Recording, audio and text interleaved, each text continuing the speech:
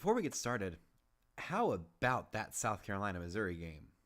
I just watched the end of it. It was, I think, 31 total points were scored in the fourth quarter. Most of them in the last 6 minutes. Crazy Luther Burden touchdown catch. South Carolina had a crazy drive, and then they had a shuffle pass touchdown with like 15 seconds to go to win it. South Carolina fans going nuts. They have a chance at the SEC championship game. Crazy thing. And both teams still in Imperialism, so we will see more from those two sides in this tournament. Last time, Maryland won their third game of Imperialism. It was dead to rights. Pitt had scored 4 field goals. Maryland's offense was not looking good. But then they had another crazy game-winning drive right at the end, just like against Penn State. And they are 3-0. They control that huge territory. We're starting to get a little bit pixelated with that logo. We might have to replace it with a more high-def one. But Maryland survives. They now border, I think, 14 different teams on this map. And we keep going. We're down to 56 teams. We're getting down to the top 55 right here. So let's go. On episode 79 of College Football 25 Season-Long Imperialism, the next team is... And we just keep going with my favorites. Vanderbilt. It's been a while since they've played, but they are jumping back into the saddle for their third matchup of Imperialism. They've got a couple options, and not many of them are good. You have Western Kentucky to the north, Georgia Tech to the northeast and the east and some of the south, and then you have Georgia straight south. They don't want that. Georgia's been struggling a little bit in real life, but I imagine they're still pretty unstoppable in Imperialism. And then you have Ole Miss, a little bit of Ole Miss right here to the southwest, Arkansas to the west, Missouri also to the west. Let's spin that arrow and see where Vanderbilt's going to go. That's going to be northwest.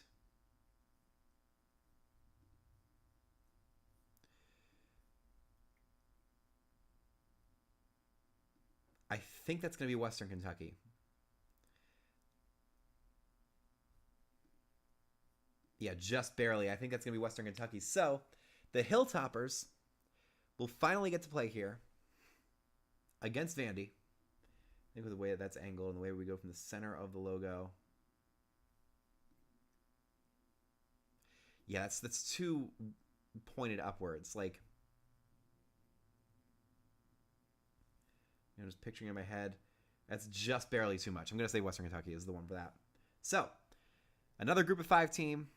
Another team from the Sun Belt, I think, for Western Kentucky. They might be from Conference USA. Let's double check that before we start this, because I don't want to be clueless in that for the whole night. Conference USA, maybe? Yeah, they're in Conference USA. Totally got that wrong. But let's get it set up here. We're going to have Western Kentucky at home. They're an 82 overall with 78 offense and 78 defense. And then on the road, you got Vanderbilt. This should be a pretty even game between these two teams. Should be a lot of fun to watch.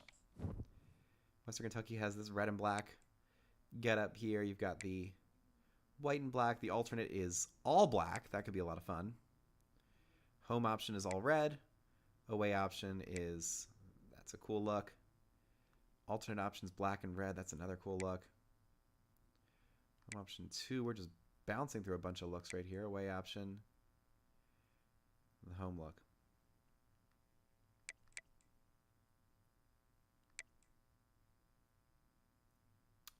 They have a lot of uniforms. I like this one, but the alternate option, I think, with this black and red, I think we're going to go with this guy. This is a cool look for Western Kentucky. And then for Vanderbilt, got their away uniform. We might go with their home. Nope, not their home look. Home alternate is all black. Away alternate.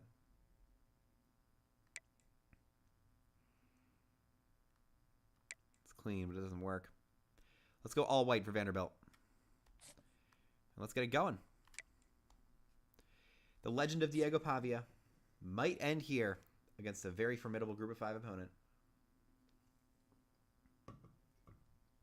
Times it is a nightcap time. It's nightcap time. We just hit 8 o'clock in real life, which means we're going 8 o'clock right here.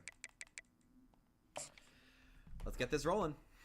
Vanderbilt faces another test. They've already beaten 2 other Group of 5 schools in Memphis in Middle Tennessee. And now Big Red joins the party as the Western Kentucky Hilltoppers of Bailey Zappi fame. And another good quarterback,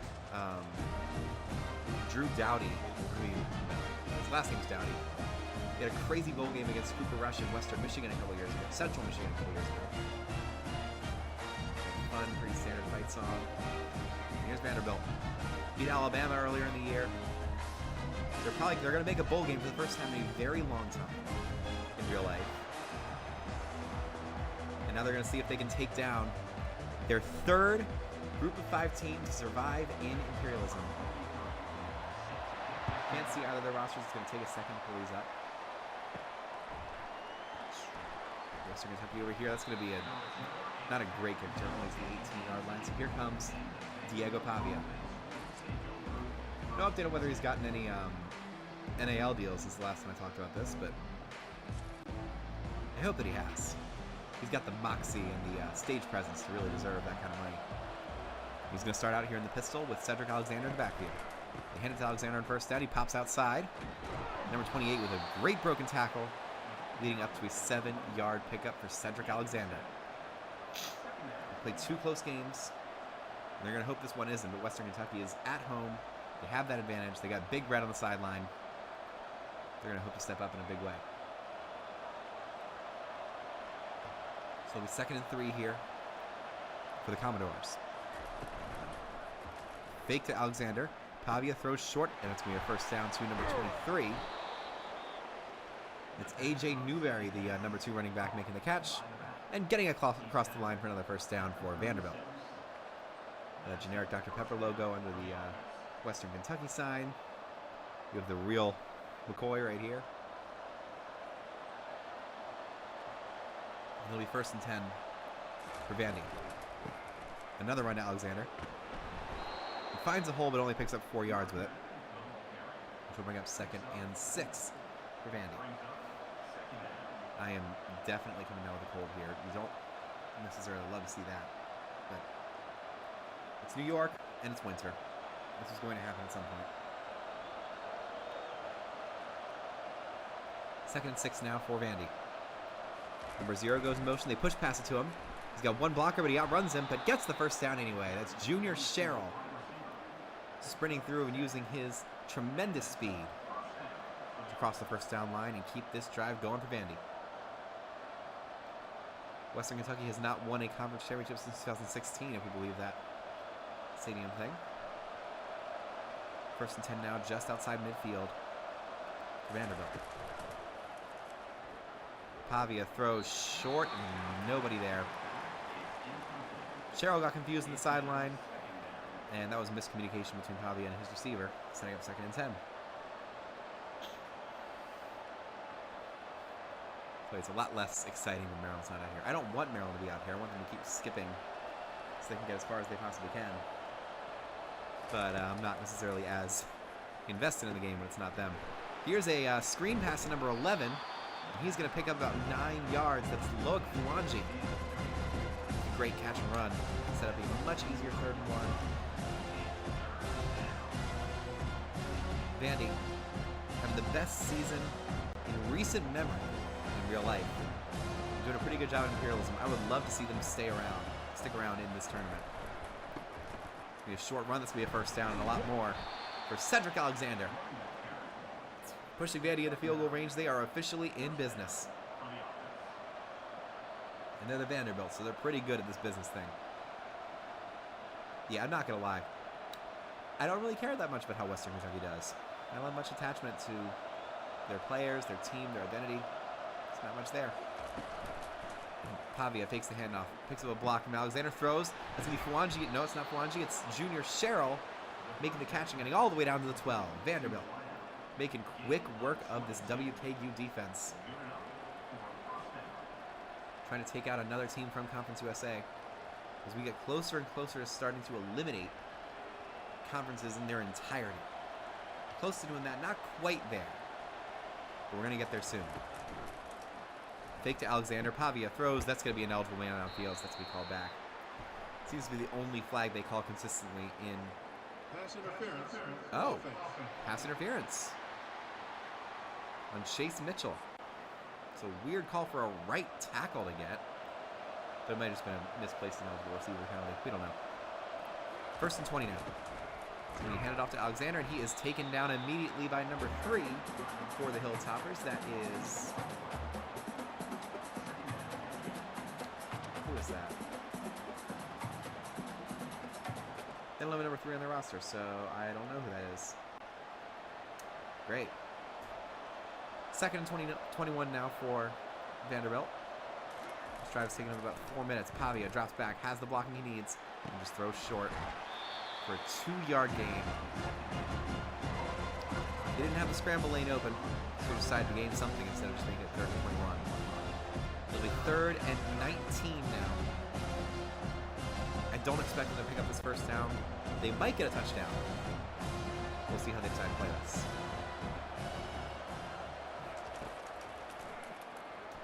Pavia, under pressure, rolls out. He will try and scramble it. 25-20, 15, 10, 5.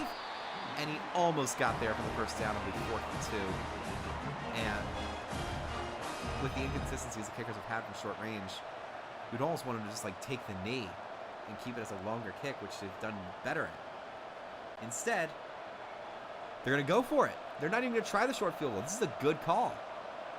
Pavia with 2 running backs. He hands it off to number 13. He gets the 1st down, gets the touchdown. Vanderbilt takes the lead.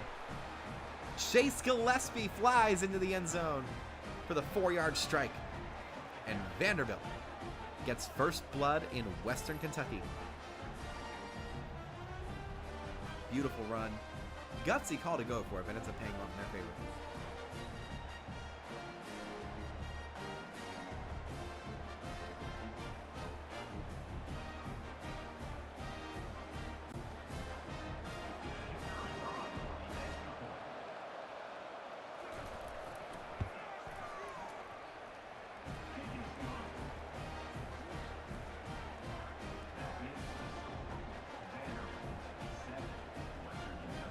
Extra point was good, and Vandy takes a 7-0 lead here. That was a long drive. 4.5 minutes of game time, about 8 minutes of real time. Now we'll see if the Hilltoppers can answer. It's not a great return from number 8. And here comes their quarterback. I believe it's going to be Caden Veldkamp coming into the game. Yes, it is. Caden Veldkamp, number 10. He's a redshirt sophomore. True player for this Hilltopper offense. Fill the shoes of Bailey Zappi, who is the all-time leader in passing yardage in a single season. Hand off to number 3, jukes outside the 20, and turns on the afterburners to get a 1st down for Western Kentucky. That's Elijah Young, the senior transfer running back who juked one guy out of his shoes and then just kept running. Beautiful run. So that'll set up 1st and 10 from the 28. Veldkamp has a swing pass outside, but goes the other way with it, and that's going to be caught for a 4-yard pickup. I'm not sure who that was. The numbers are kind of hard to read.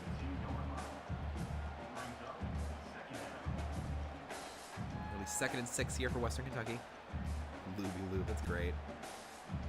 Actually, it's supposed to be Jiffy Lube, but can't legally use that. Quick hand off to Young. Young is going to push through a couple defenders and make it 3rd and 2. He almost got that 1st down and broke it for much longer, but they were able to shut him down. So it's going to be 3rd and 2 here for the Hilltoppers. Vandy with a great chance to stop him and try and get the ball back early, but this won't be too hard to pick up for this Western Kentucky lineup. Here we go. 87 goes in motion. Lines up as a wingback. Goes to Young. He cuts back. Tried to go up the middle. He was too indecisive with it. And Vanderbilt able to storm the backfield and take him down. This is going to be an early punt for Western Kentucky. Vanderbilt has a chance to make this a short video. And my overall energy levels, my voice, my congestion, would all appreciate a quick video, but beggars can't be choosers. There goes the punt. It's going to be fair caught at the 23-yard line. Let's see if Diego Pavia can follow up that fantastic 1st drive with another banger here in the 2nd. All-out blitz. Pavia throws deep, wide open to number 5. That's Richie Hoskins making the catch all the way to the 40 for a 17-yard gain and a Vanderbilt first down. Can't see Big Red on the sideline. I'm not sure where he is, but I'm sure he's not too jazzed with the way things are going so far for his Hilltoppers. Pavia under pressure, throws short, caught, and that's a great play. Bad angle from number 19 for Western Kentucky. They don't have a lot of players in this game. Virgil Marshall is the guy, but that's a 9-yard gain for Vandy. And they're showing the difference here between SEC and Conference USA, especially when Vanderbilt's having such a good season with so many great players in that roster. And that will end a pretty one-sided first quarter. Western Kentucky got 1 first down, but Vanderbilt has had full control of this game from the word go, and they'll see if they can solidify it even more on this drive. Alexander gets the first down, 45. It's another great run. He has 27 rushing yards already, on pace for 100 if he keeps it going. That'll be a first down for the Vanderbilt Commodores. They are in Hilltopper territory, and they are officially in business.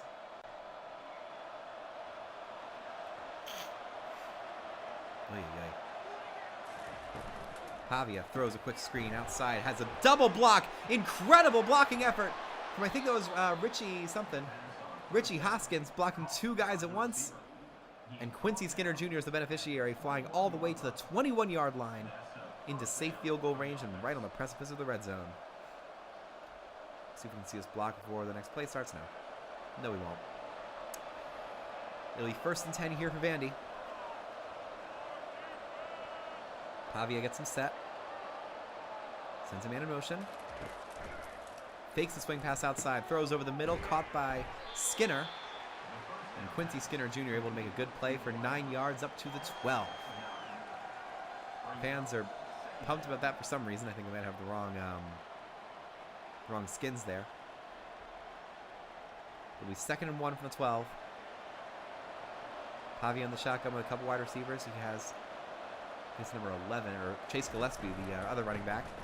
Nope, that's Alexander. Alexander does get the first down. And this will be 1st and goal from the 8. Western Kentucky in deep danger of losing their territory as soon as the first wind blew through. I've been waiting for that little blip to disappear.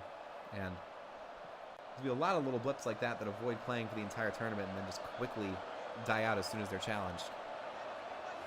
We'll hope we can get through a bunch of them so the last couple games of this tournament. There it is. Touchdown, Vanderbilt. Cedric Alexander muscles his way into the end zone. Vanderbilt has taken a 14-0 lead here. And with 1 defensive stop, they can put this thing in Super Sim. And we can say goodnight to the Hilltoppers pretty early on.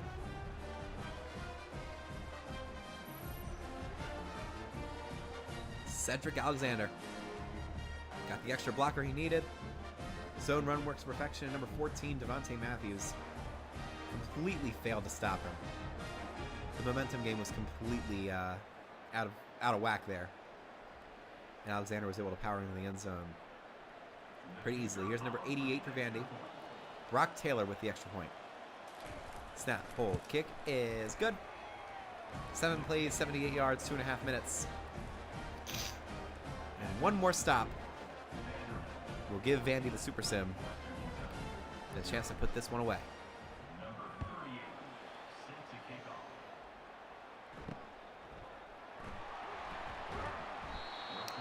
It's taken down to 15. Not a great start for Western Kentucky.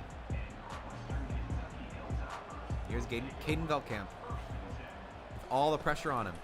He's going to hand it off. No, he fakes it to Elijah Young. Throws short, intercepted by number 20, and Vanderbilt is taken over. Who was it? Prince Colley, the Will linebacker. And Western Kentucky only had it for 1 play. Immediately threw a pick. And we're just going to go to Super Sim here.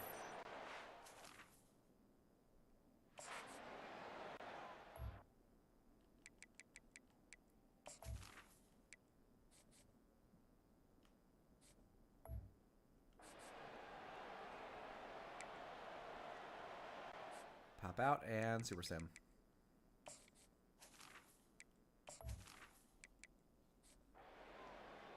They get another score. It's 21-zip. Western Kentucky answers with a touchdown. It's 21-7. So we're just going to go a little bit slower here to see if the Hill Towers can get something out of that. They cannot. 28-7. 35-7. And we're just going to jump to the end of the game here. 35-10. 42-10. They won't get one more. An insane blowout. Vanderbilt makes incredibly quick work of Western Kentucky, saying we want to stay here for the long run.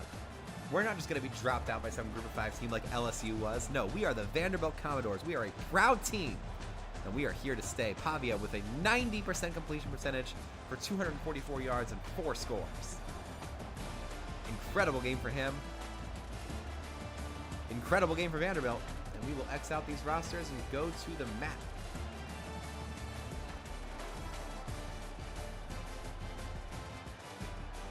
Pull this up. Easy win for Vanderbilt. One of my favorite, not really a Cinderella team because they're in the SEC, but they're the they're the Cinderella of the SEC at least. They will stay alive.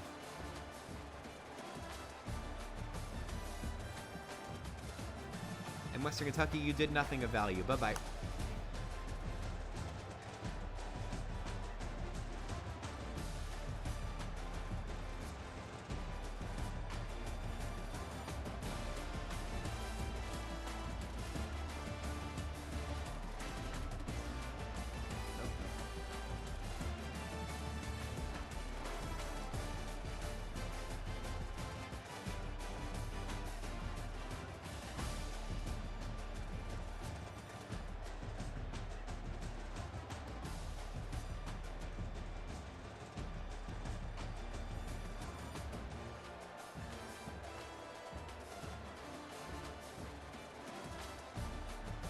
Go.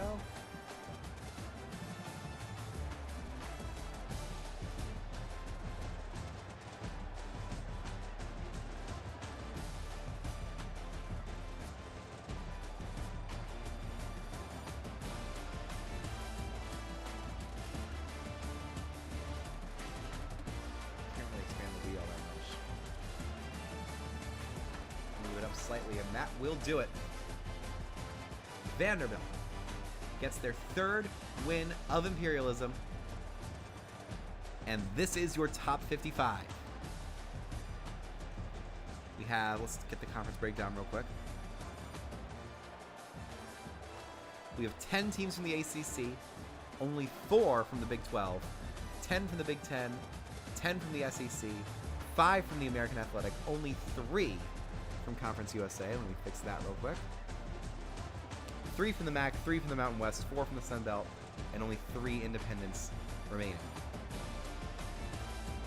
We're getting down to the wire here as we start to separate the contenders from the pretenders. Teams will keep skipping matches, they'll keep avoiding the wheel, but the real ones are starting to be found on the battlefield. We'll come back and do one more matchup tomorrow, and then we'll keep pushing through until Thanksgiving, when I'll take an entire week off before we come back in for the last stretch.